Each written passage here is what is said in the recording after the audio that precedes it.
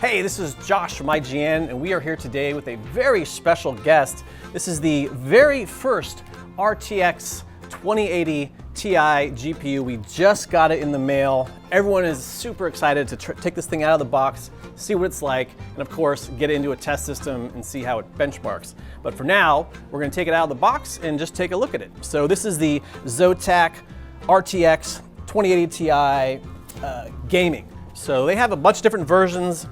They have the, usually they have the amp, which I think this is right here, the amp version. They have an amp extreme, which is really big. So this is kind of like their mid-range model. So let's open the box here and let's have a look. So I saw this earlier. That is pretty cool. That's a neat little feature for a box.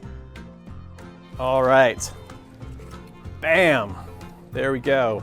This is the RTX 2080 Ti. I think it's the amp version from Zotac, triple fan. This thing looks long. I mean, just eyeballing this thing, I'm gonna guess it's probably 11 and a half, 12 inches, something like that.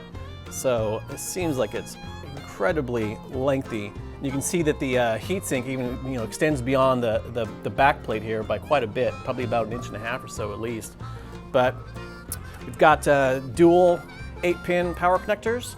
The Zotac RTX 2080 Ti amp is a pretty expensive GPU at $1199, but that's basically in keeping with what we've seen from the other 2080 Ti GPUs. These are super expensive, flagship GPUs. This particular card is going to be running at a boost clock of 1665 megahertz, which is a little bit lower than what we've seen in the past, but the card could also boost way beyond that on its own. We have yet to test it, so we'll have to find out. And finally, the TDP, which is the amount of power this thing sucks down, according to Zotac, is 260 watts. So a little bit higher than what we've seen in the past, which is usually around 250, but not too excessive. And we'll have to wait and see what it does in the test bench. Otherwise, we're looking at 2 DisplayPort connectors, a HDMI connector, and a USB-C for VR, and of course, there's no more DVI. So this is the Zotac RTX 2080 Ti. We'll be having a full review of it on IGN very soon. Come back and check it out.